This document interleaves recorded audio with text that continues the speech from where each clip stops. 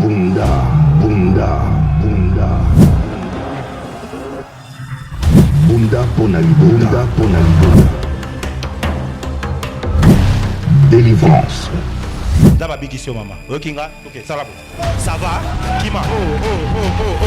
Miracle. Monakate, Omoninga, Simbao, Simbao, Simbango. Oh, Simbango. Moutoumaka célébrer. Prophétie. Quoi de l'argent? Vous envoyez l'argent. Quand j'essaye de compter, c'est plus de 25 000 $ qui est parti comme ça. On vous a escroqué. On vous a escroqué de l'argent.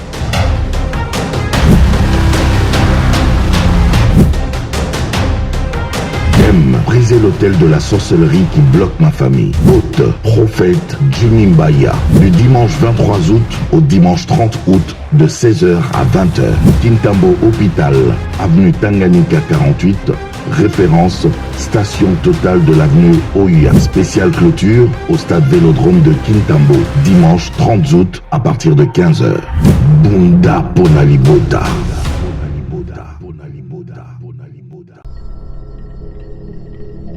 L'âme. L'âme, l'entité qui voyage dans les temps éternels. Pourtant, nous ne savons que très peu à son sujet. Et si l'on décidait de quitter l'ignorance et de nous lancer à la découverte des mystères de cette entité, bienvenue à la grande conférence prophétique autour du thème « Rétablir l'âme au centre de l'action divine » avec comme orateur le messager Michel-Ange Bompère.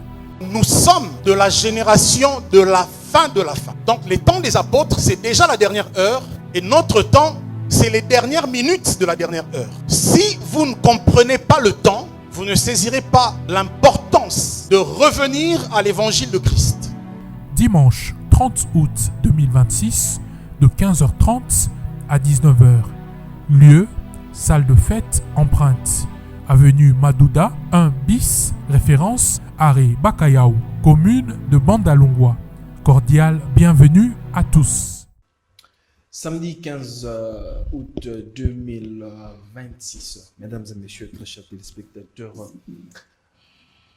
je suis très heureux de vous savoir très nombreux à devoir nous suivre, nous accompagner d'une certaine façon. J'ai reçu vos préoccupations par rapport à la compréhension, ceux qui ne sont pas exclusivement congolais.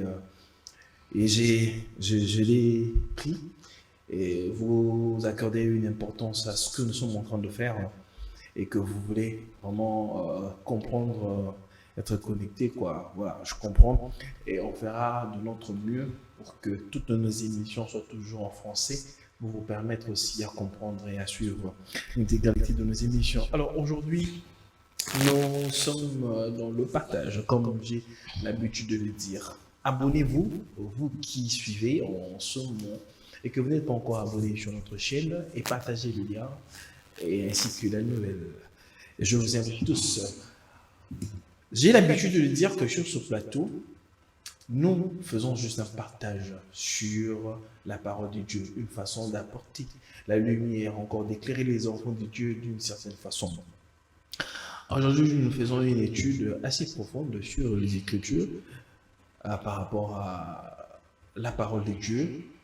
Bon, comme c'est tout à fait naturel que les avis soient partagés, mais nous devons apporter la lumière. Nous savons tous que nous sommes au temps de la fin et que bientôt le Seigneur Jésus-Christ doit revenir. Même les païens le savent. Alors, nous devons éveiller le peuple de Dieu.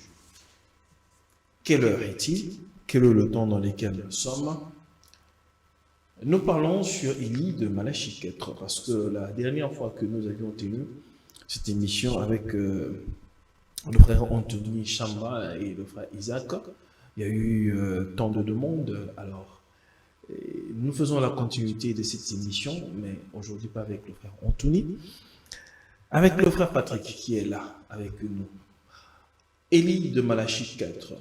Est-ce Jean-Baptiste, comme les gens prétendent le dire, ou encore William Branham, qui serait Élie de Malachie 4? Nous allons devoir découvrir cette vérité tout au long de cette émission. Mon tout premier invité de cette émission, c'est le frère Patrick Santou, à qui je dis shalom et bienvenue. Shalom, frère, et merci de nous accueillir encore aujourd'hui. Et je salue aussi mon frère avec qui nous allons partager la parole aujourd'hui. Très bien, bon week-end. Merci. Alors, mon deuxième invité, c'est le frère Isaac Mayele. Frère Isaac Mayele, il est aussi Mayele. Très bien, il est avec nous, à qui je dis shalom et bienvenue, frère Isaac. Shalom, merci beaucoup, Monsieur Jules, pour cette opportunité encore que tu nous as donnée pour éclairer encore le peuple de Dieu sur ces sujets. Et je profite aussi de saluer mon bien-aimé, mon frère Patrick. Merci d'avoir répondu aussi à cette invitation. Très bien, merci. Je te garde. On ouvre directement cette émission avec le frère Mayele. Malachie 4. Un verset, le dernier livre de l'Ancien Testament, qui clôture carrément l'Ancien Testament. Et une promesse a été faite dans Malachie 4. Je vous enverrai Élie, le prophète, avant que le jour de l'Éternel arrive. Parce que les avis sont partagés.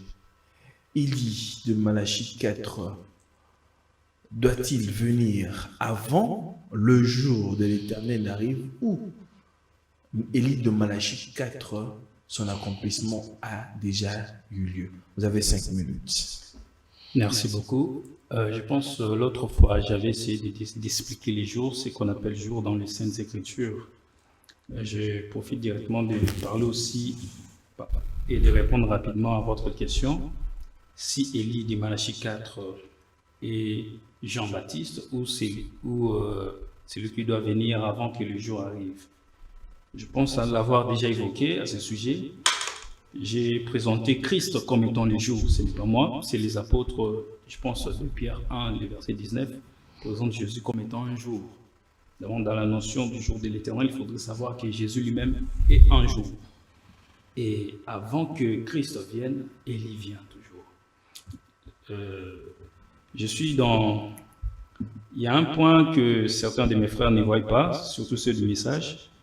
Dans le chapitre 2, il est écrit « Pour vous qui craignez mon nom, s'élèvera le soleil de la justice, et la guérison sera sous ses ailes, vous sortirez et vous sauterez comme les veaux d'une étable. » Ici, nous voyons un soleil qui doit s'élever. Dans la notion du lever du soleil, dans les livres d'Ecclésiaste, chapitre 1er, le verset 5, il est écrit ceci: « Les soleils s'élèvent, les soleils se couchent, ils soupirent après l'endroit d'où il s'élève de nouveau. » Les soleils s'élèvent, les soleils se couchent et ils soupirent après l'endroit où il s'élève de nouveau. C'est tout un enseignement aussi prophétique qui a son accomplissement aussi dans le temps prophétique. Les soleils s'élèvent et les soleils se couchent. Ça parle aussi des deux peuples, le peuple du soleil levant et le peuple du soleil qui se couche, qui a eu les couchers du soleil. Dans les Saintes Écritures, la Bible a donné une réponse à cela. Dans les livres de Apocalypse chapitre 7, si vous lisez à partir du verset 2, vous descendez, vous allez voir clairement, selon cette écriture, les pays du soleil levant et Israël. Et le soleil, Christ comme étant le soleil, il s'est levé premièrement en Israël. Et le coucher du soleil est vu comme étant le temps de l'Église. Vous allez voir dans les livres de Romains chapitre 13, Paul dit que la nuit est avancée, les jours approchent. Donc l'Église traverse le temps du soir. Or, le soir, c'est le coucher du soleil. Et le soleil doit s'élever l'endroit où il s'était. Le soleil doit s'élever dans l'endroit où il s'élève d'habitude. Parce que si vous. Même la science elle-même nous enseigne, le soleil s'élève à l'Orient et se couche à l'Occident. L'Orient, c'est Israël. L'Occident, c'est les nations. Et sur ces points-là, dans Malachie chapitre 4, le verset 2, pour ces peuples-ci, on dit « Pour vous qui craignez mon nom, s'élèvera le soleil de la justice ». Les soleils qui s'élèvent ici, ils ne s'élèvent pas chez les nations, ils s'élèvent en Israël, qui sous ses ailes sous ses ailes, on trouve la guérison. Avec le temps, je pense que je pourrais bien encore expliquer là-dessus, je crois bien. Très bien, merci beaucoup au frère Isaac. Frère Patrick, Malachie chapitre 4, une promesse pour les nations, encore une promesse pour les Juifs. Éclairez-nous sur la question. C'est une promesse et pour les Juifs et pour les nations. Et en ce qui nous concerne, Malachie 4 s'accomplit aussi pour les nations. Ce qu'il faut d'abord comprendre que dans chaque transition, C'est une promesse à double portée. oui, c'est une promesse à double portée. D'abord, nous sommes venus nous greffer à toutes les promesses qui étaient faites à Abraham et à sa descendance. Donc, si les nations, si les Juifs avaient accepté Jésus-Christ, il n'y aurait pas eu de salut pour nous. Et toutes les prophéties, toutes les promesses allaient s'accomplir là. Alors que Dieu, dans son plan de la rédemption, avait déjà prévu que les autres peuples vont entrer, vont bénéficier de ces saluts. Et par la foi en Jésus-Christ, nous devenons les héritiers d'Abraham et nous héritons de toutes les promesses qui viennent. C'est pour cela, quelque part, on dit que nous sommes, l'Église, c'est l'Israël spirituel. Donc, ce qui veut dire que ces promesses-là concernent aussi l'Église. Ce qu'il faut comprendre, c'est que dans chaque transition, dans chaque grand événement, Dieu envoie un ministère. À l'époque de Noé, à l'époque d'Abraham, à l'époque de Moïse, à l'époque de Jésus, et au temps de la fin, la Bible le dit très clairement dans le Nouveau Testament qu'il doit y avoir un ministère qui doit préparer la venue du Seigneur. Jésus-Christ le dit dans des paraboles, l'apôtre Pierre en parle, l'apôtre Paul en parle. Et donc lorsqu'on fait les liens de toutes ces promesses-là, on voit qu'effectivement Malachie 4 parle aussi de l'Église. Puisque si on dit, j'attends beaucoup de gens qui disent que lorsque vous voyez déjà Malachie, ça commence, souvenez-vous de Moïse, etc. Et donc Malachie, ça s'adresse à l'Israël. Dans ce sens-là, on doit enlever beaucoup des livres de l'Ancien Testament. Puisque la majorité des livres prophétiques de l'Ancien Testament commencent par oracle sur Israël, parole de l'Éternel adressée à ses prophètes pour Israël, etc. Mais tandis que nous prenons ça pour nous aussi l'Église. Donc, pour être clair, les contextes dans lesquels Élie de Malachie 4 est envoyé n'est pas tout à fait les contextes dans lesquels Jean-Baptiste vient.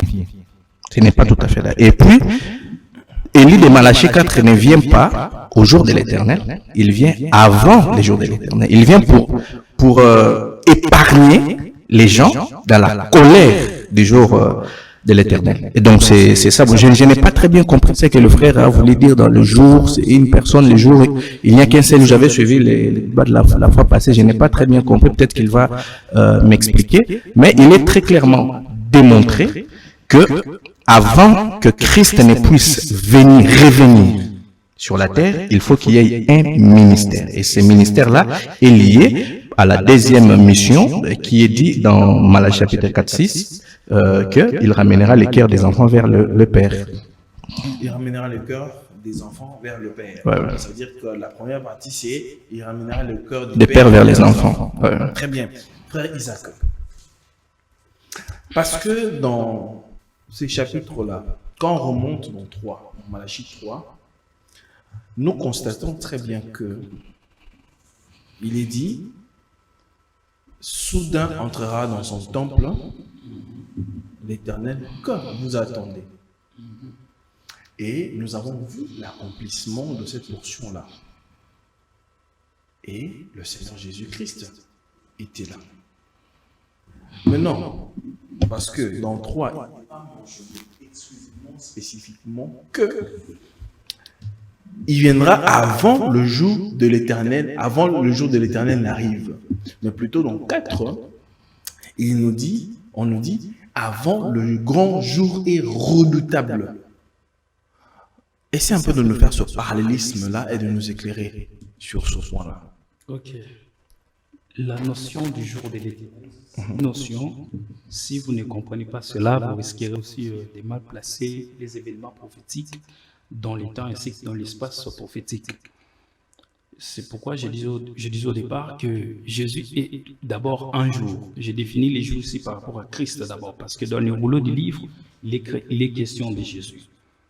Parce que selon cette pensée, cette thèse, cette affirmation biblique, vous allez voir dans Luc chapitre 1er, lorsque Jean-Baptiste naît, on dira que Jean-Baptiste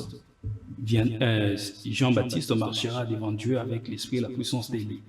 Et la portion de cette écriture qui dit qu'il ramènera les cœurs de plusieurs et les cœurs des pères vers les enfants, et ainsi de suite. Nous voyons ça chez Jean-Baptiste. D'après cette affirmation de Luc chapitre 1, le verset 17, qui dit que Jean et Élie qui devraient venir avant que les jours arrivent. Là, nous comprenons aussi les jours. D'abord, ça parle de la venue de Christ lui-même Jésus comme étant un jour. Parce que dans les jours de l'Éternel, nous n'avons pas qu'un jour où le Seigneur sera dans la colère. Nous n'avons pas qu'un jour où le Seigneur viendra pour combattre. Mais c'est aussi un jour où le Seigneur sera roi sur toute la terre.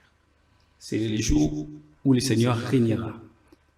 Et vous allez voir dans les livres de Zacharie, chapitre 9, le verset 9, même Zacharie chapitre 14, le verset 9, on nous présente Christ comme étant le roi qui devrait venir, qui devrait régner. Et cet accomplissement, nous voyons dans les livres de Matthieu 21, le verset 5, vous allez voir que je peux relire ça pour avoir une meilleure compréhension et être aussi fidèle à ce qui est écrit. Dites à la fille de Sion, voici ton roi vient à toi, plein de douceur, monté sur un anneau, les petits d'une ânesse. Cette prophétie, c'était par rapport à Zacharie chapitre 9, le verset 9, et aussi par rapport à Zacharie 14, le verset 9, où vous allez voir ici, Christ vient comme roi. Cette portion de l'Écriture s'est accomplie. Mais Habakkuk nous enseigne une notion très importante de la prophétie. Elle marche et elle s'accomplira vers son temps. Donc cette portion s'est accomplie. L'autre portion s'accomplira aussi. Vous allez voir aussi dans la notion, je pense que je l'avais aussi évoqué dans l'émission précédente, dans Joël chapitre 2, vous allez voir une portion de la prophétie de Joël chapitre 2. L'apôtre Pierre, pendant cette prophétie, il dira que c'était les Saint-Esprit qui vous avaient été promis dans Acte 2. Donc, il prend une prophétie qui doit s'accomplir. Après les combats que Christ devait plutôt envoyer son esprit sur tout Israélite, il les prend, il accomplit cette portion dans le temps de l'Église. Pour dire que, d'abord, dans la notion du jour, même ce que j'ai dit dans Luc, vous allez voir qu'avant que Christ vienne, donc on a présenté un Élie. Donc Jésus lui-même, c'est tout un jour. Jésus, comme étant le jour de l'Éternel, Élie devrait venir. C'est la personne des Jean. C'est la personne des Jean-Baptiste. Et aussi, lorsqu'il reviendra encore, pour la seconde fois, parce que la notion de la seconde venue, certaines personnes placent la seconde venue de Christ par rapport à l'enlèvement.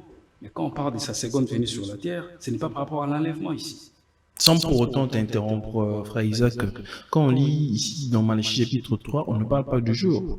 Si je peux lire le verset, il dit ceci, voici, j'enverrai mon messager, il préparera le chemin devant moi, et soudain entrera dans son temple le Seigneur que vous cherchez, et le messager de l'alliance que vous désirez. Okay, voici, il vient, dit l'Éternel des armées. Voilà. Selon ce que vous dites, parce que les pharisiens aussi avaient cette notion qu'avant que le Messie vienne, il faut qu'Élie vienne d'abord. Avant que le Messie vienne, il faut qu'Élie vienne, selon les Écritures. C'est pourquoi dans Matthieu chapitre 17, Jésus leur dira qu'il est vrai qu'Élie devrait venir. Élie est déjà venu, mais ils ne l'ont pas reconnu. Donc cela veut dire que l'Élie qui devrait venir, avant que Christ entre dans son temple, c'était le prophète Jean-Baptiste qui est venu. Dans sa première venue, c'est Jean-Baptiste qui est venu. Et il accomplit, parce qu'il faudrait savoir dans la notion de la double portion d'Élie, je pense l'autre fois, je l'avais évoqué, quand même le co-débatteur de l'autre fois n'avait pas bien saisi cela. Dans la double portion d'Élie, ce n'est pas par rapport d'abord ramener et vice-versa. La double portion de, vous allez voir, dans 1 Roi chapitre 17, lorsque Élie est venu pour la première fois, il fermera le ciel en Israël. Dans 1 Roi 18, lorsqu'il revient en Israël, nous verrons Élie ouvrir le ciel. La première fois, il a fermé le ciel, la seconde fois, il doit ouvrir le ciel. Israël, aujourd'hui même, est tombé dans l'industrie. Est tombé. Élie a fermé le ciel dans sa première portion. C'est pourquoi Israël est tombé, parce qu'ils ne l'ont point reconnu. C'est pourquoi Christ dira aussi que Christ souffrira aussi de leur part. Ils ne l'ont point reconnu. Et ils n'ont pas aussi reconnu le Christ. Et dans cette thématique, dans cette thèse, nous voyons et nous comprenons clairement que Jean-Baptiste, selon Matthieu chapitre 17, selon Luc chapitre 1er, et Élie. Parce que dans les livres de Malachie chapitre 3, là-bas on parle d'un messager. C'est seulement Élie, parce que certaines placent Jean de ses côtés et Élie, plutôt dans Malachie 4, ce n'est pas Jean, selon certaines affirmations, parce qu'ils disent aussi qu'on avait posé la question à Jean de savoir s'il était celui qui devrait venir, et Jean avait nié, s'il était Élie, il avait nié, s'il était le prophète, il avait aussi nié. Mais il dit qu'il est celui qui devrait préparer le chemin, selon Malachie chapitre 3, et ils prennent cette affirmation, ils disent que non, la prophétie de Jean concerne Malachie 3. Que ce soit Malachie 3, Malachie 4, tout ça, ça parle que des Jean Baptiste, qui est Élie qui devrait venir, il devrait accomplir la mission, il marchera devant Dieu avec l'esprit d'Élie. C'est ce que l'ange dira à Zacharie. Et aussi, dans la notion que j'ai évoquée sur les jours grands et les jours, l'agneau dans la colère, ou les jours de l'Éternel comme étant l'agneau dans la colère, les jours de l'Éternel comme étant Christ venir comme l'agneau, parce qu'il est venu pour la première fois, il n'était pas dans sa colère. Et là, Élie est venu aussi. Élie est venu, c'est ce qu'on appelle les gens, lorsqu'il reviendra l'agneau dans la colère. Parce que ici, dans Malachie 4, dans les premiers versets, au-dessus, on présente l'agneau dans la colère, où il viendra combattre tous les hautains et tous les méchants. Élie aussi doit venir avant ces jours-là. Et Élie qui devait venir avant ces jours-là, ce n'est pas le prophète Branham, selon les Écritures. Parce que si vous remontez, et si vous descendez plutôt dans le verset 2, on dira que lorsque le soleil s'élève, la guérison repose sur les ailes du soleil. Or, si on interroge les Saintes Écritures par rapport aux ailes du soleil, dans le livre de Matthieu chapitre 17, lors de la transfiguration, on dit que Jésus devient comme le soleil, soudain apparaît Moïse et Élie, qui sont vus comme représentés comme étant les ailes du soleil. Et ce sont là les deux oliviers aussi de Apocalypse chapitre 11 qu'on donnera à Israël. Donc nous comprenons clairement ici que avant que l'agneau vienne dans sa colère, il y a aussi l'esprit d'Élie qui doit encore venir. Pourquoi l'esprit d'Élie doit venir? Vous allez voir l'une des caractéristiques de l'esprit d'Élie. Vous allez voir ça, c'est Jean-Baptiste. Vous verrez aussi dans les livres d'Apocalypse chapitre 11, et vous verrez aussi chez Élie, aussi lui-même le prophète Élie. Vous allez voir Élie combattre les fausses alliances entre Akab ainsi que Jézabel. Et de même, Jean-Baptiste combattra aussi les fausses alliances entre Hérode et Hérodias. Et de même aussi dans ces temps-là, lorsque l'Antichrist fera des solides alliances, Élie viendra combattre ces fausses alliances-là.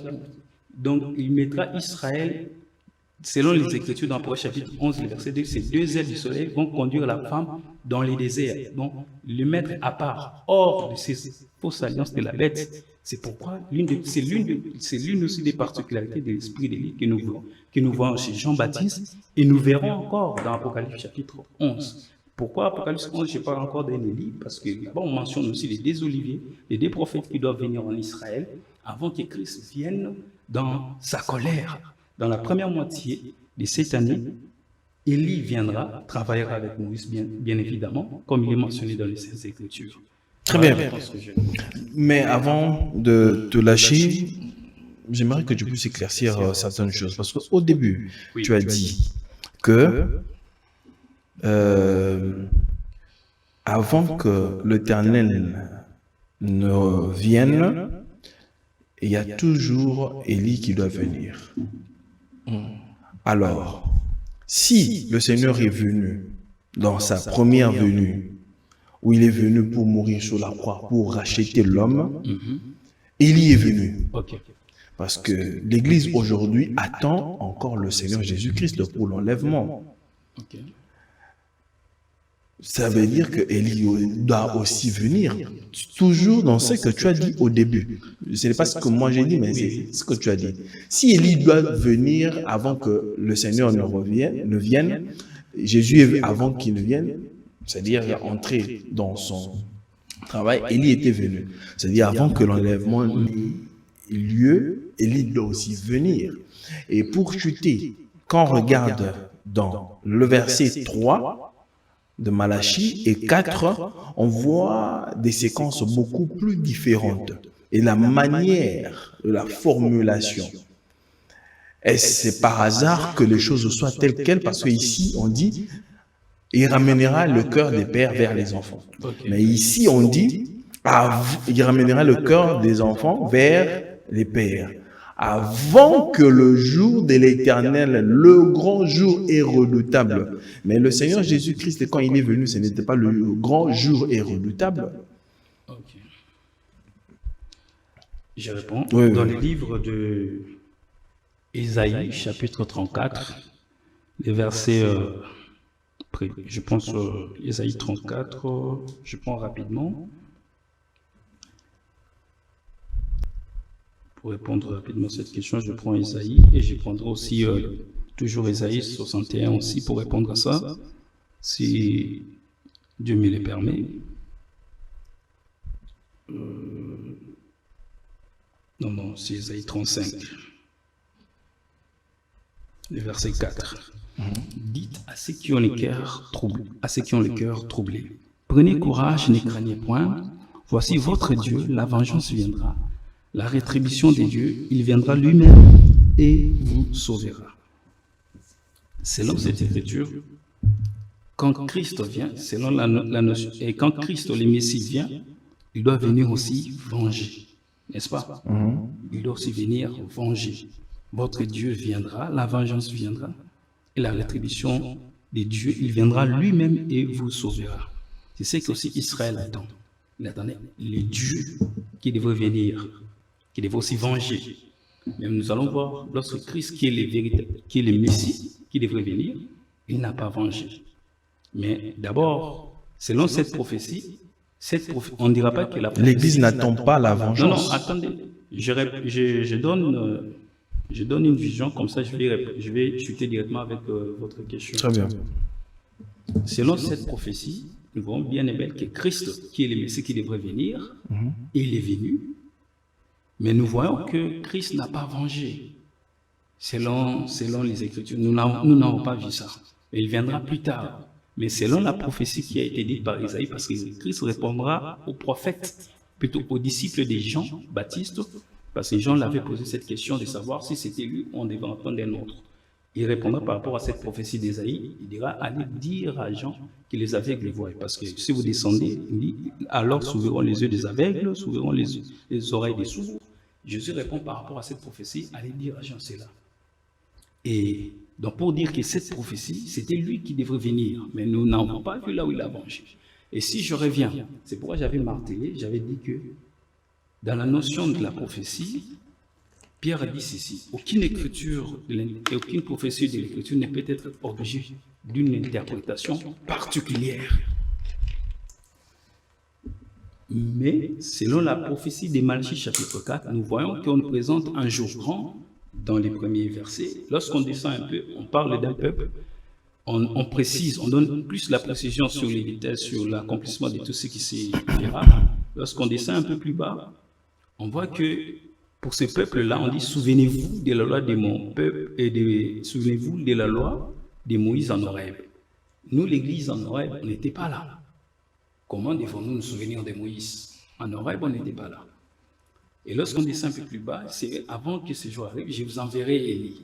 Je vous enverrai Élie. À ce peuple-là, Élie vient qu'à Israël, pas chez les nations. Et si je réponds directement par rapport à la venue du Seigneur Jésus-Christ, c'est pourquoi j'avais dit que Christ est venu pour la première fois. C'est comme étant les soleils levants en Israël, comme étant les soleils couchants. Ça, c'est le temps de l'Église. Comme étant les soleils qui se lèvent de nouveau, ils se lèvent de nouveau en Israël. Dans la notion de la venue du Seigneur, nous n'avons pas trois venues du Seigneur. Nous n'avons que deux. Il est venu une fois, il viendra pour la seconde fois.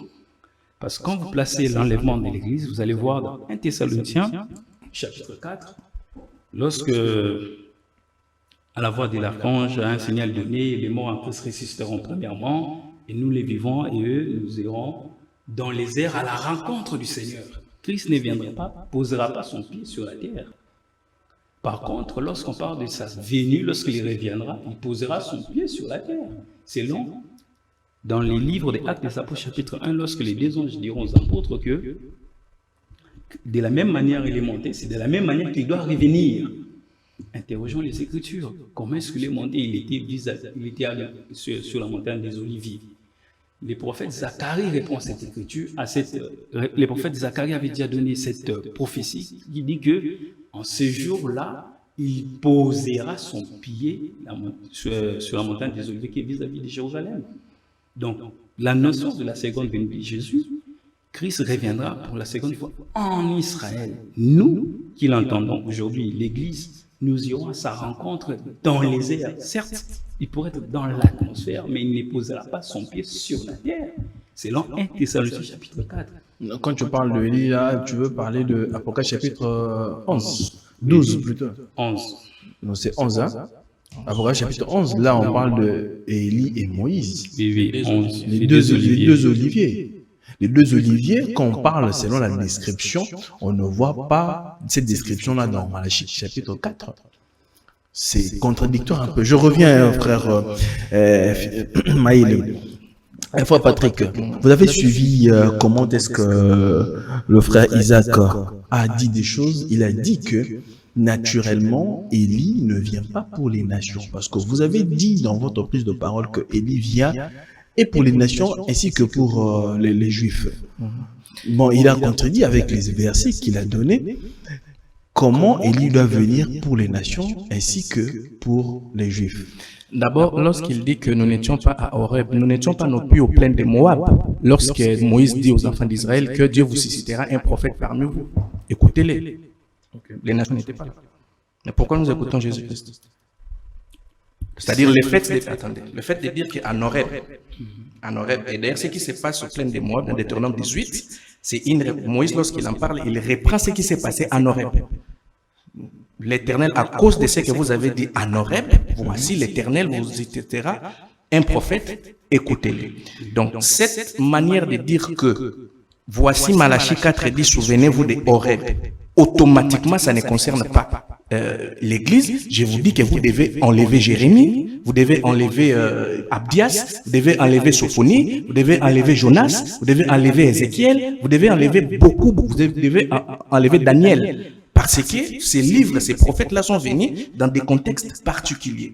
Et vous dites quelque chose, et ensuite vous vous contredisez vous-même lorsque vous dites que la prophétie a un double accomplissement. Oui, je crois à ça.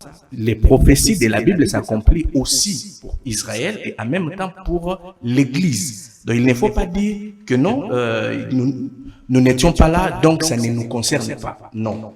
Première chose. Deuxièmement, il y a l'Église et il y a Israël. Il ne faut pas les mélanger. L'Église a un parcours et a sa rédemption. Israël a un parcours et a sa rédemption. Les prophéties concernant la rédemption d'Israël s'accomplissent d'une certaine manière aux prophéties selon pour la rédemption de l'Église aussi. Vous comprenez? Parce que l'apôtre Pierre, lorsque l'apôtre Pierre parle, il ne parle pas comme étant juif, il parle comme étant épouse du Seigneur Jésus-Christ. Il parle comme étant faisant partie du corps de Christ. Et dans le corps de Christ, nous avons des promesses de notre rédemption aussi. Les rédemptions, c'est la restauration, c'est le retour à une condition qu'on a perdue avant. Et donc, lorsque vous dites que Christ ne vient que 2 fois, je peux dire oui et non d'une certaine manière. Comment oui et non? Du point de vue d'un juif, du point de vue d'Israël, Christ revient que 2 fois. Mais lorsqu'on met l'épouse dedans, il revient 3 fois. Parce qu'il a dit, je pars dans la maison de mon père, vous préparez des endroits, il parle à l'église. Et lorsque je vais revenir, je vais vous prendre de telle sorte que vous soyez là où moi je suis. L'apôtre Paul dit que la trompette sonnera et les morts en Christ ressusciteront premièrement. Donc il ne faut pas mettre l'enlèvement de l'église comme étant un événement qui est lié à l'Israël. Je pense que peut-être qu'on devait avoir une émission sur l'enlèvement parce que Dieu ne traite pas avec Israël et l'Église en même temps. L'apôtre Paul a dit dans Romains, la totalité des Juifs, la majorité des Juifs, le cœur d'Israël est endurci jusqu'à ce que la totalité des nations vont entrer. Donc, il y a 2 chemins différents. À partir du moment où l'Église est sur la terre, le Seigneur ne traite pas avec Israël. Donc, moi, j'aimerais en fait que l'on soit un peu clair sur ces points-là. Maintenant, revenons sur Malachie 4. Les Juifs, l'Ancien Testament parle du rétablissement d'Israël. Parce qu'il faut savoir que lorsque Jean-Baptiste vient, Israël n'existe quasiment pas. C'est une province, hein, la Palestine, c'est une province romaine. Ils sont sous la colonisation. Les cultes n'est pas vraiment très bien. Il n'y a pas de prophète, c'est-à-dire il y a presque, je pense, 700 ans entre Malachie et Jean-Baptiste. Alors que les Juifs ont les prophéties, Ézéchiel, Jérémie, Daniel, sur la restauration d'Israël. Et la restauration d'Israël s'est faite par le Messie lui-même qui vient. Et avant que le Messie ne puisse venir, Élie doit venir. Raison pour laquelle Jean-Baptiste a nié ne pas être Élie. Parce qu'il savait exactement que Élie est lié au rétablissement d'Israël. Dans Matthieu chapitre 16, Jésus est en train de dire aux Juifs que quelques-uns, il est en train de dire à ses disciples, quelques-uns d'entre vous ne mourront point jusqu'à ce qu'ils voient le Fils de l'homme venir dans son règne. C'est une parole littérale, il dit à ses disciples. Dans Matthieu 17, ça commence, quelques jours après, Jésus prie avec lui, Pierre, Jean et Jacques. Ils partent à la montagne de transfiguration. Il se transfigure. Lorsque vous lisez les 2 chapitres, vous comprenez que c'était une vision du retour de Christ dans son règne. Et lorsqu'ils descendent de la montagne, les apôtres lui disent, mais pourquoi, et c'est Pierre qui lui fait cette question, pourquoi les scribes disent-ils qu'Élie doit venir premièrement? La vision que nous venons de voir, les scribes disent, et d'ailleurs, avant cette question, Jésus leur a dit, n'en parlez à personne de cette vision, jusqu'à ce que je meure et ressuscite. Et Pierre lui fit cette question, pourquoi les scribes disent qu'Élie doit venir premièrement? Et Jésus parle, Élie, il est vrai qu'Élie doit venir et rétablir toutes choses. Le Seigneur Jésus donne à Élie une autre mission, le rétablissement de toutes choses. Et il dit, mais Élie est déjà venu, vous ne l'avez pas cru. Si vous prenez, vous dites que Élie qui doit rétablir toutes choses, c'est Jean-Baptiste, vous contredisez Pierre. Parce que Pierre met l'événement du rétablissement de toutes choses au futur, dans Actes chapitre 2.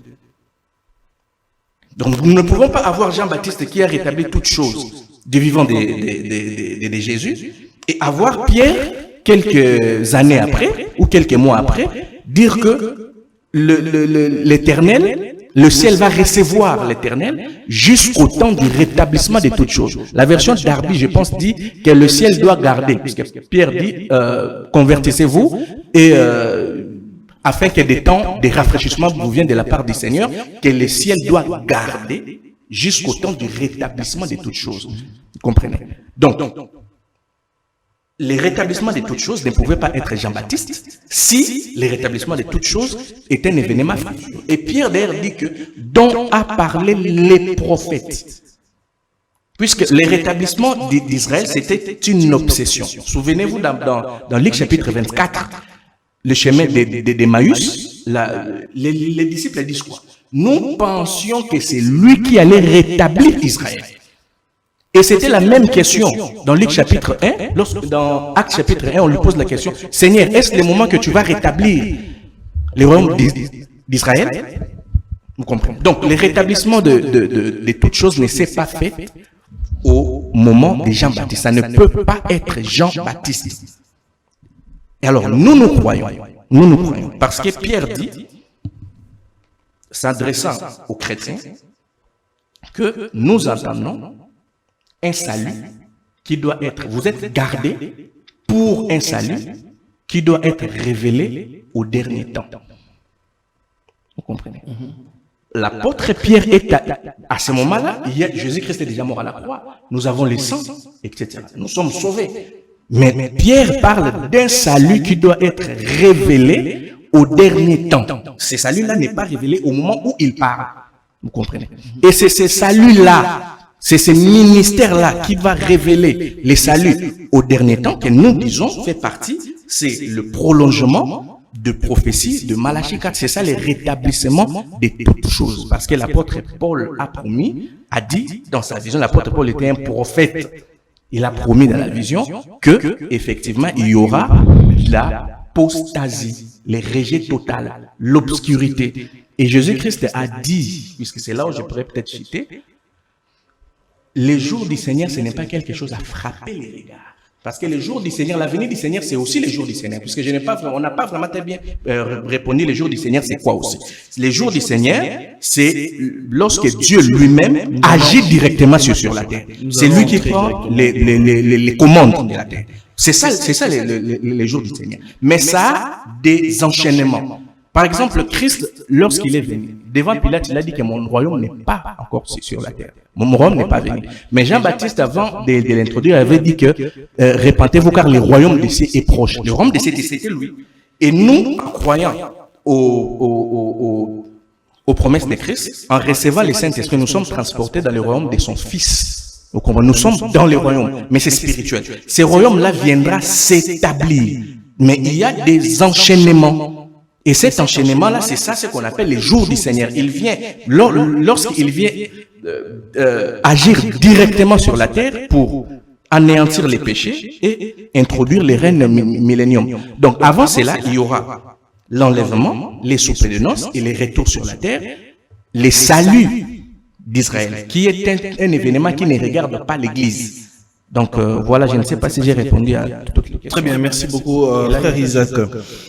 Avant de prendre la parole et de rebondir sur ce que le frère Patrick a dit, parce que le frère Isaac a relevé tant de choses sur la nature d'Élie. J'aimerais d'abord savoir, parce que si Jean-Baptiste, parce que lui dit, Élie doit rétablir. Quand on regarde Élie, le Tishbite, il avait rétabli l'autel de Dieu. Mais maintenant, Jean-Baptiste a rétabli quoi? On doit être scripturaire. Et puis, Élie qui doit revenir, est-ce un esprit, un homme ou un ministère? Éclairez-nous. Merci beaucoup. Je réponds à la question avant de rebondir à ce que le frère vient de dire tout à l'heure. Très bien. Vous avez posé de savoir, dans les livres de 1 roi chapitre 18, nous voyons Élie rétablir l'autel. Et vous avez voulu savoir qu'est-ce que Jean-Baptiste a rétabli. Voilà, j'allais aussi rebondir sur ça, parce que la notion du rétablissement, dont je réponds d'abord à votre question avant que je puisse rebondir sur ce qu'il a dit. Dans cette notion du rétablissement, dans les livres de Luc, il y a quelque chose de très important que je vais ajouter ici, parce que là, je n'avais pas fait mention de cela dans la première intervention que j'ai eu à parler sur le rétablissement. Il est écrit ceci. Et toi, petit enfant, tu seras appelé prophète du Très-Haut, car tu marcheras devant la face du Seigneur pour préparer ses voies, afin de donner à son peuple la connaissance du salut par le pardon de ses péchés.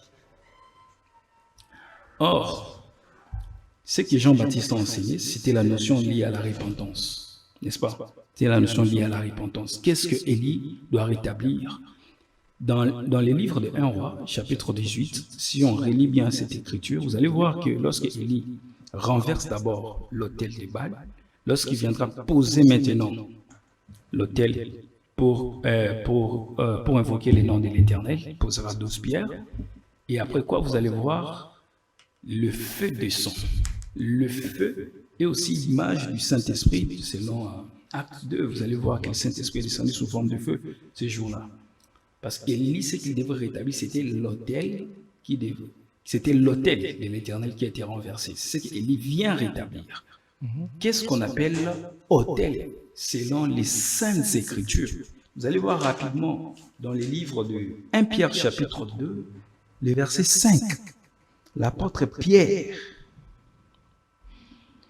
nous présente « Et vous-même, comme des pierres vivantes, édifiez-vous pour former une maison spirituelle en un saint sacerdoce afin d'offrir des victimes spirituelles agréables à Dieu par Jésus-Christ. » L'autel, c'était un lieu de sacrifice C'était un lieu où on devrait sacrifier les sacrifices. À l'époque, c'était les animaux composés sur l'autel.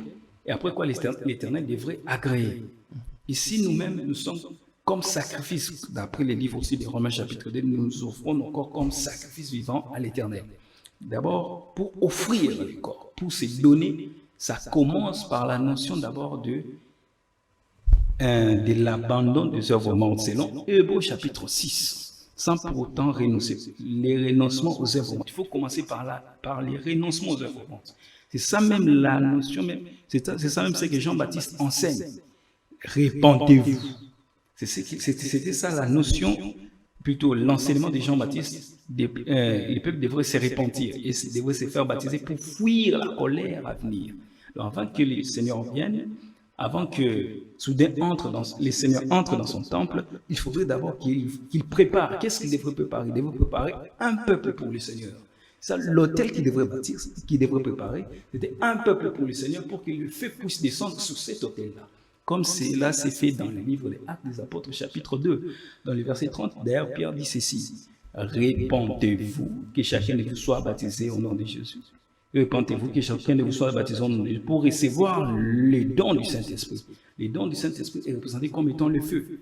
Donc cela veut dire que le Seigneur a agréé la personne comme étant lui-même comme étant sacrifice. La personne a agréé l'offrande. Donc pour que cela soit fait, il faut que d'abord Jean vienne, venir avec la notion de la repentance. C'est ça l'autel qui est irrétabli pour que le feu descende. C'est ça.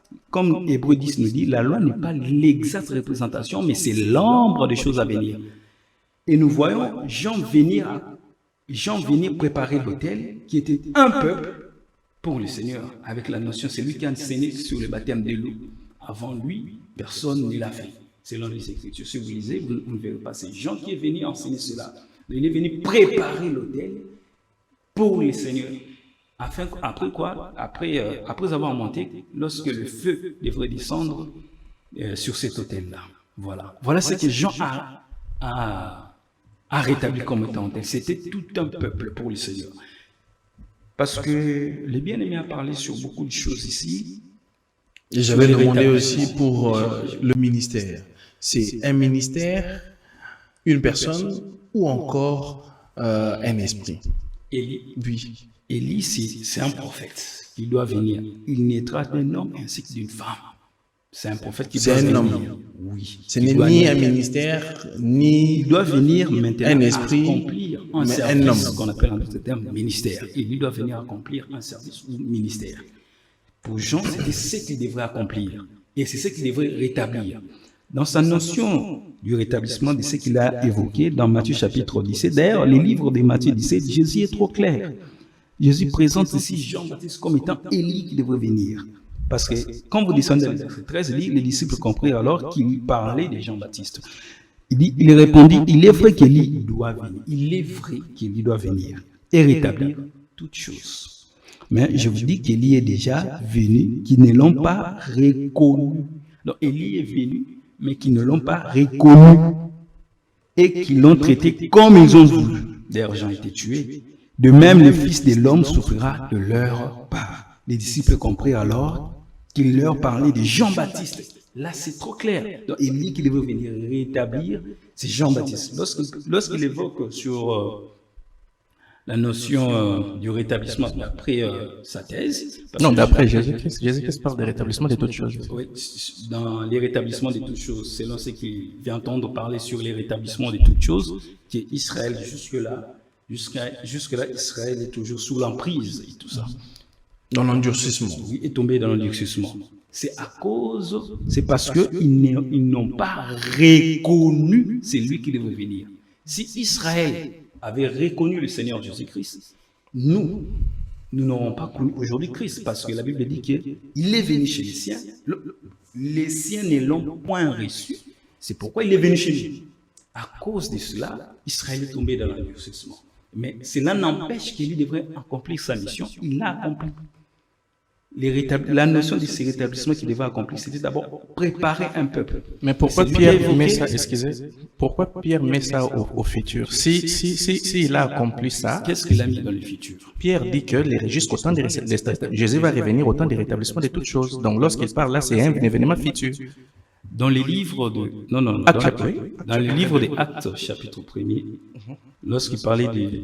Parce que j'ai évoqué ici, dans cette portion-là, l'accomplissement de cette écriture s'est accompli. Dans la portion dont vous voulez... même dans votre portion ici, même le prophète Branham serait exclu de cela. Pourquoi?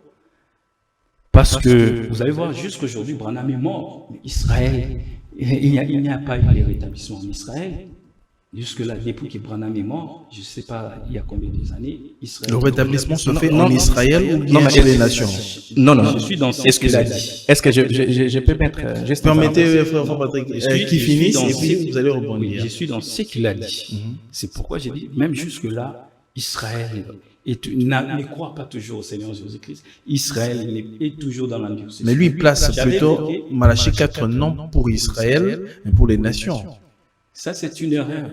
Parce que si vous avez bien compris les mouvements du soleil dans Ecclésiaste 1er, le verset 5, ça ne nous posera pas assez de problèmes là-dessus. Si je reviens d'abord, dans les mouvements du soleil, ce que j'avais évoqué au départ, les soleils s'élèvent à l'Orient. Les pays du soleil s'élèvent, parce que nous sommes fondés sur l'enseignement des apôtres ainsi que des prophètes, Jésus comme étant la pierre angulaire. Donc, notre écriture ou notre enseignement devrait avoir comme sous-bassement les écritures. Donc, nous devons vérifier qu'est-ce qu'on appelle pays, qu'est-ce qu'on appelle plutôt, où est-ce qu'on situe les pays du soleil levant dans la Bible. Si on évoque cela, si on prend le livre d'Apocalypse, chapitre 7, l'écriture est trop claire. Là-dessus, il dira ceci. Apocalypse, chapitre 7. Le verset 2, on descend. J'ai vu un autre ange qui montait du côté du soleil levant, et qui tenait les sceaux du Dieu vivant. Il cria d'une voix forte aux 4 anges à qui il avait été donné de faire du mal à la terre et à la mer. Et il dit, ne fais point de mal à la terre, ni à la mer, ni aux eaux, ni aux arbres, jusqu'à ce que nous ayons marqué du sceau le front des serviteurs de notre Dieu. Et j'entendis le nombre de ceux qui avaient été marqués du sceau, 144 000 de toutes les tribus des fils d'Israël.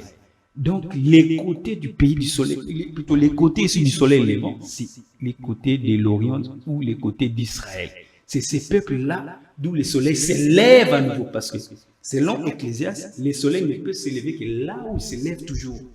Et le soleil s'est levé pour la première fois. Je suis comme le soleil s'est levé en Israël, et il s'élèvera pour la seconde fois, aussi toujours en Israël. C'est pourquoi même, Cantique des Cantiques dit ceci.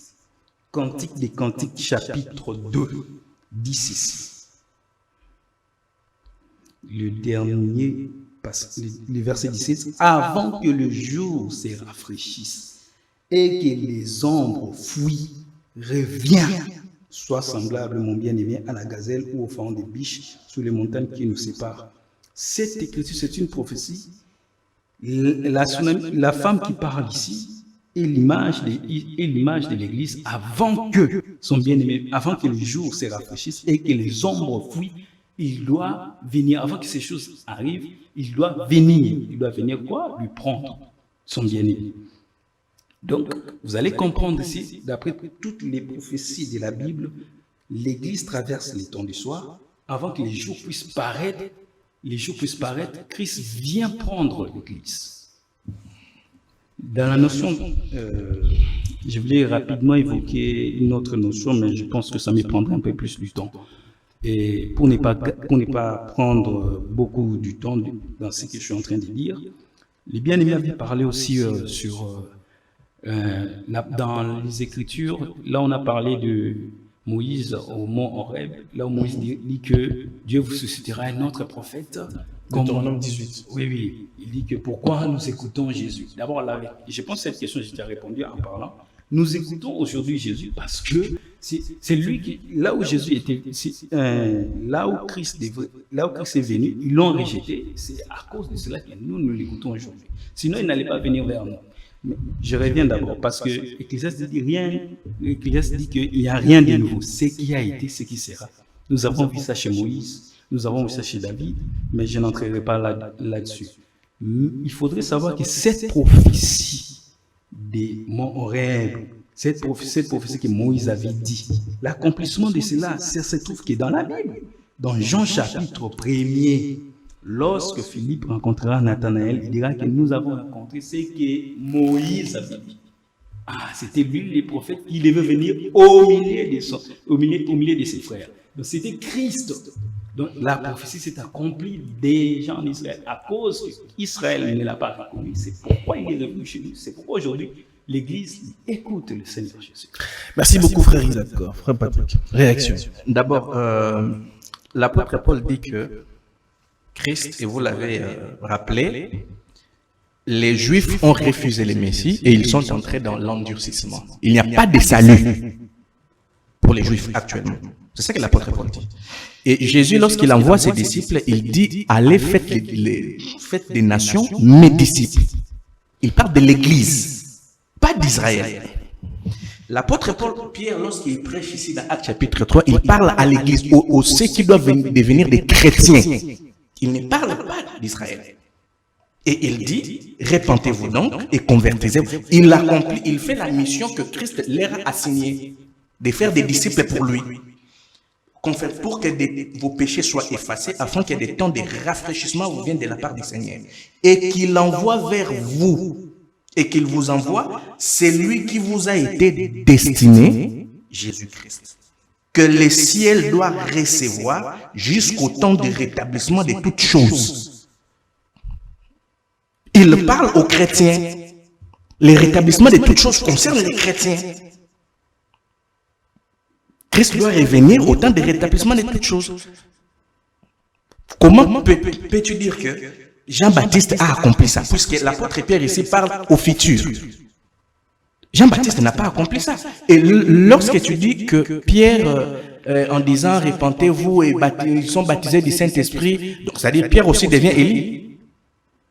Pierre aussi devient, puisque vous avez dit, quand Christ a dit Élie doit venir et rétablir toutes choses, ça s'est accompli aussi à Pierre. Ce qu'il faut d'abord comprendre aussi, c'est que Jean-Baptiste n'avait pas, son travail c'était de préparer le chemin. Tout ce qu'il a fait, les baptêmes, c'était pour préparer les chemins. Jean-Baptiste n'a pas fait descendre le feu du Saint-Esprit. Non. Il a préparé les chemins. Et lorsque Christ était sur la terre, Jean-Baptiste a dit que je dois diminuer. De telle sorte que même Apollos, qui a été baptisé par Jean-Baptiste, n'a pas reçu le Saint-Esprit par la prédication de Jean-Baptiste. Donc Jean-Baptiste n'a pas fait descendre du feu. Cette partie-là du rétablissement-là, ce n'est pas Jean-Baptiste, mon frère. Ça ne s'explique pas. Ça ne s'explique pas. Comment? Je vous redonne la parole. Comment? Je ne sais pas, je lui redonne la parole. Comment ça peut s'expliquer? Ok. Quand on dit que avant que soudain entre dans son temple, les messagers devaient préparer la voie, n'est-ce pas? Avant, d'abord, les temples ici, c'est d'abord tout un corps. Avant qu'il entre dans les temples, il devrait d'abord préparer la voie. Et c'est ça même, j'ai eu à parler sur la notion du rétablissement que Jean a fait par son ministère de prêcher sur la repentance. La personne qui a prêché sur la repentance, c'est Jean. Il a préparé le chemin. C'est ça le rétablissement. Préparer et rétablir n'est pas la même chose. Et sa mission, c'est ça. Et après quoi? Après avoir fait cela, après sa mission, lui devrait partir.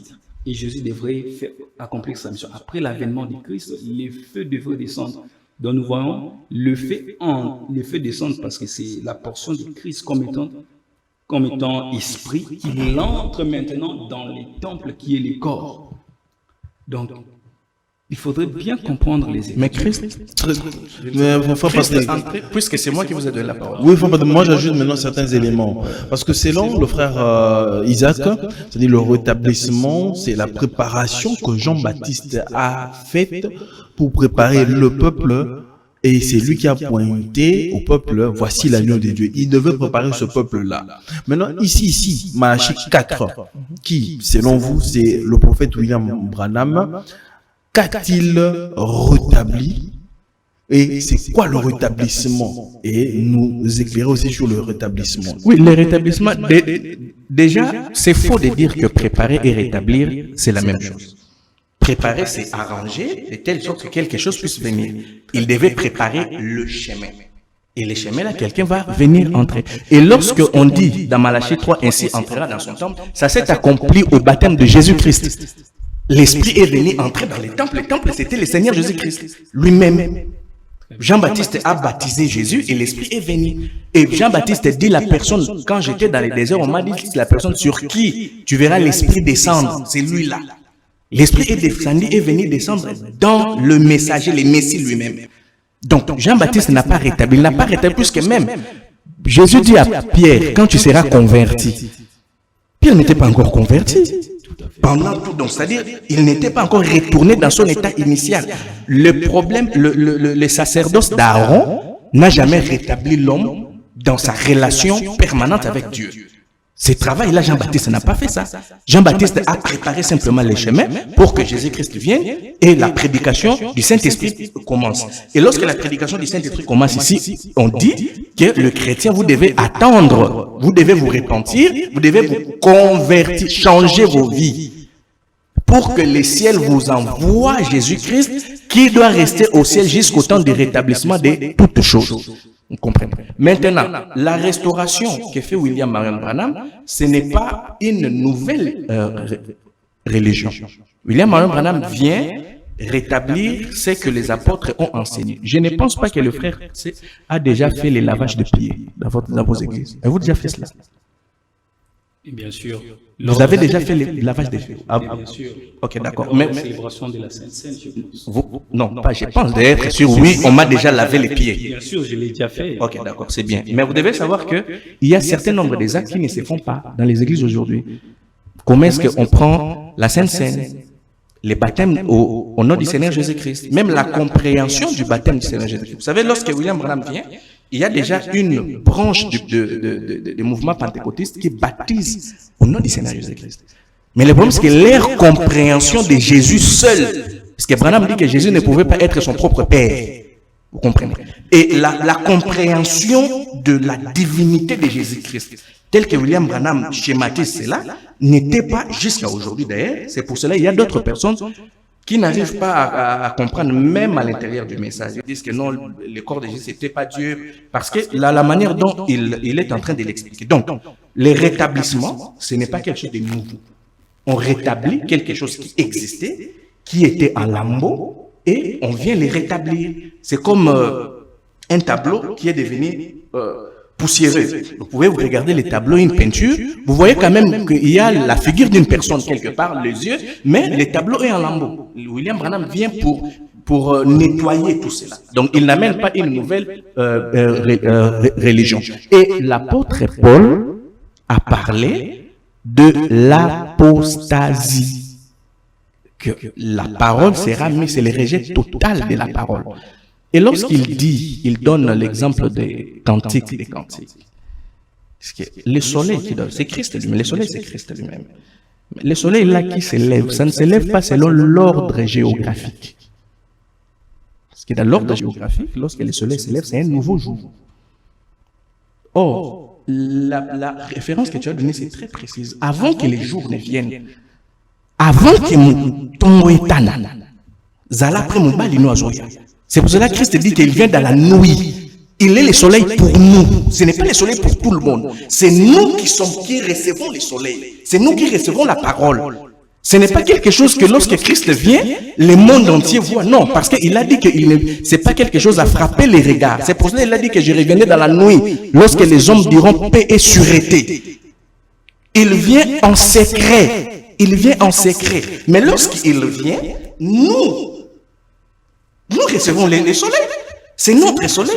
C'est pour cela que Zacharie 14 dit que vers les soirs, la lumière apparaîtra. Mais apparaîtra pour qui? Mon peuple ne sera plus dans la confusion.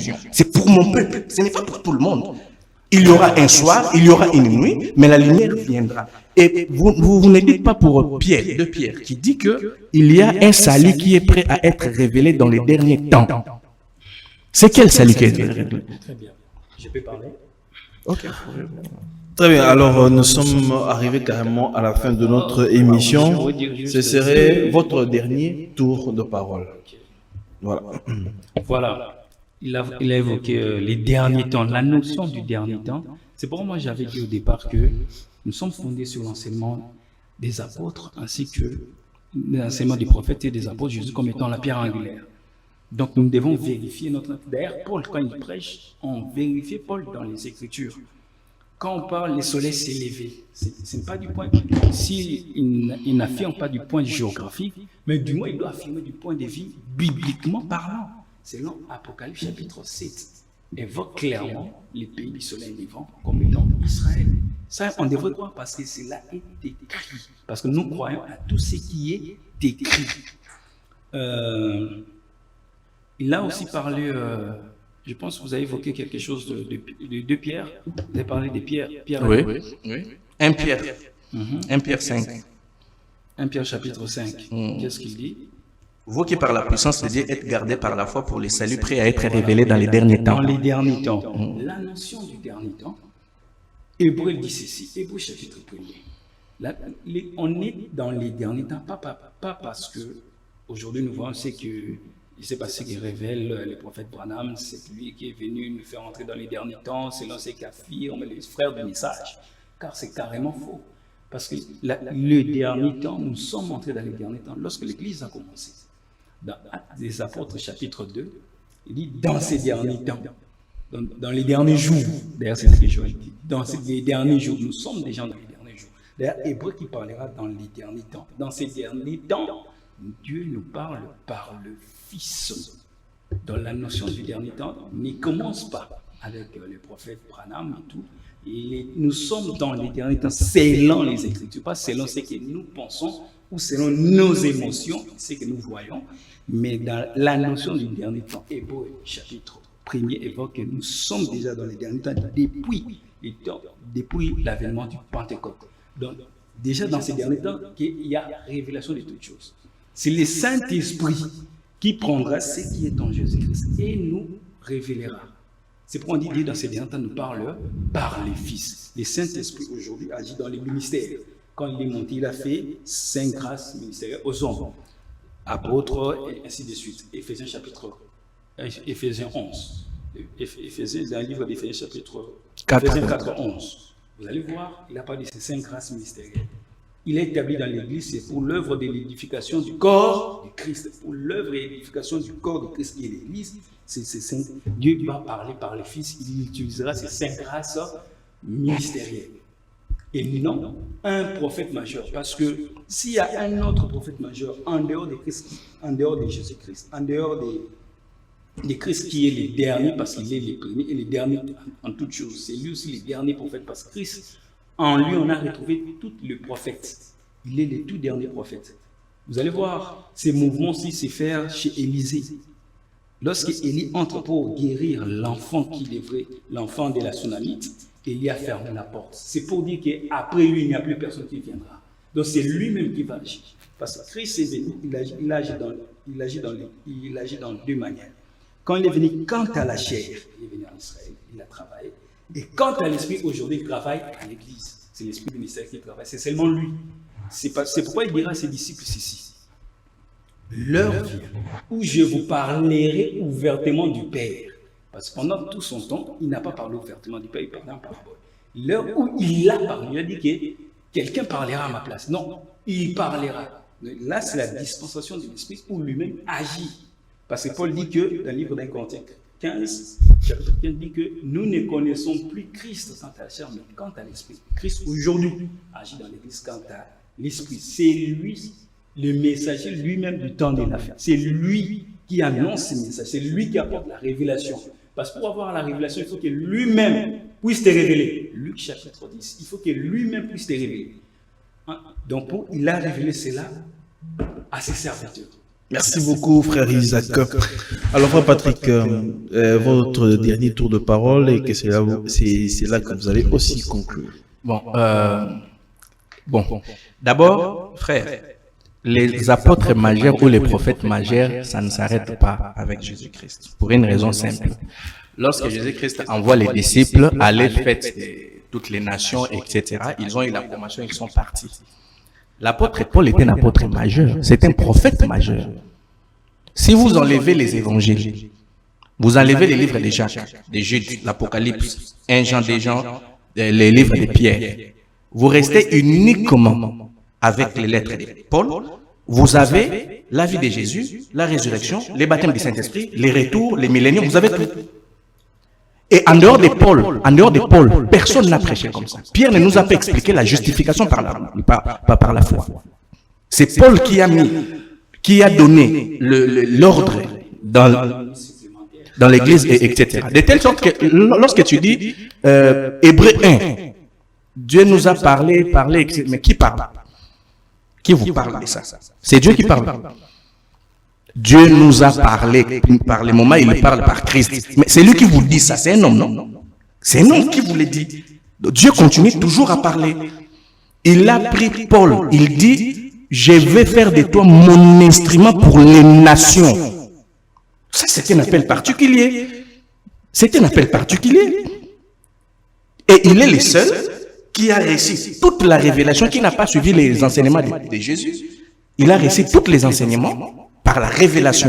Il n'était pas disciple de Jésus. Donc, Paul est un apôtre majeur, c'est un prophète majeur. Il a prophétisé, il a parlé du temps de la fin, son appel. Et maintenant, Matthieu 25:5, les 10 vierges, qui était la voix qui parlait? Parce que la voix là, ce n'était pas Christ. Christ est venu, les églises étaient là, et une voix, c'était la voix qui a réveillé l'église. Au milieu de la nuit, voici l'époux. Mais c'est qui? Ce n'est pas les saints, parce que les saints, c'est Christ qui est là. Il doit y avoir un apôtre majeur. Jésus-Christ a dit, Luc 17, comme il a été, ce qui s'est passé au temps de Noé. Qu'est-ce qui s'est passé au temps de Noé? C'était la fin. Les gens, lorsque les gens ont commencé à se multiplier sur la face de la terre, aujourd'hui nous sommes plus de 7 milliards. C'est un signe de la fin.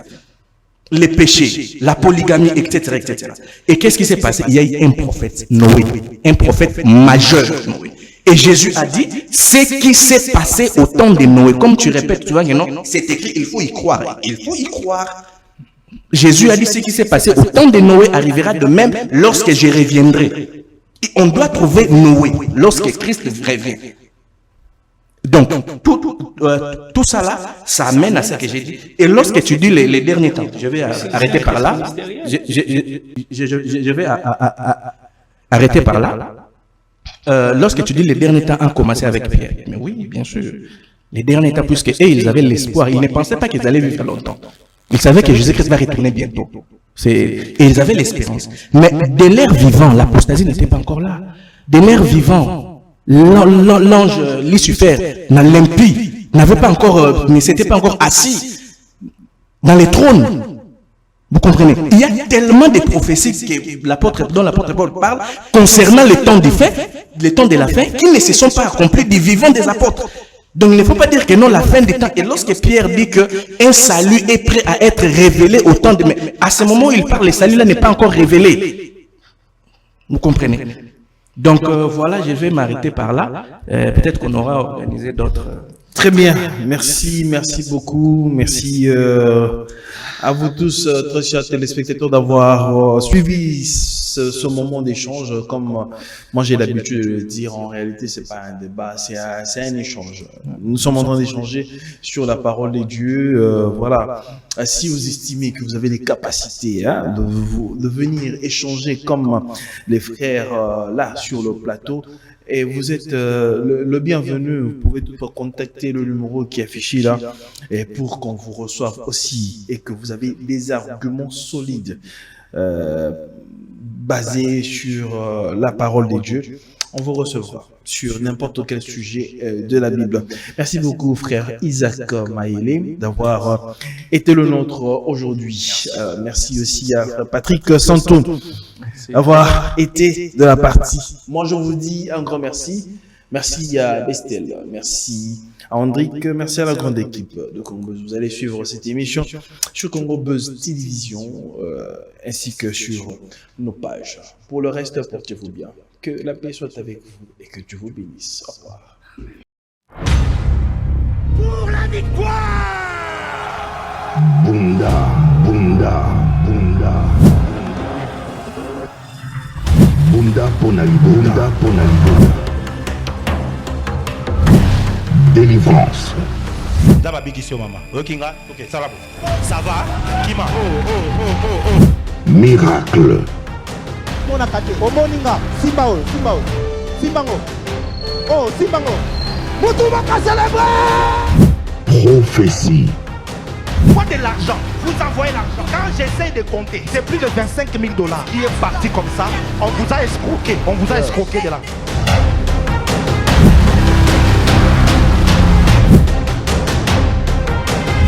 Briser l'autel de la sorcellerie qui bloque ma famille. Hôte, prophète Jimmy Mbaya. Du dimanche 23 août au dimanche 30 août de 16h à 20h. Kintambo Hôpital, avenue Tanganyika 48. Référence, station totale de l'avenue Oya. Spéciale clôture au stade Vélodrome de Kintambo. Dimanche 30 août à partir de 15h. Bunda Ponaliboda.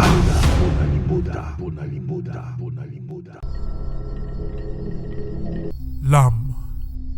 L'âme, l'entité qui voyage dans les temps éternels. Pourtant, nous ne savons que très peu à son sujet.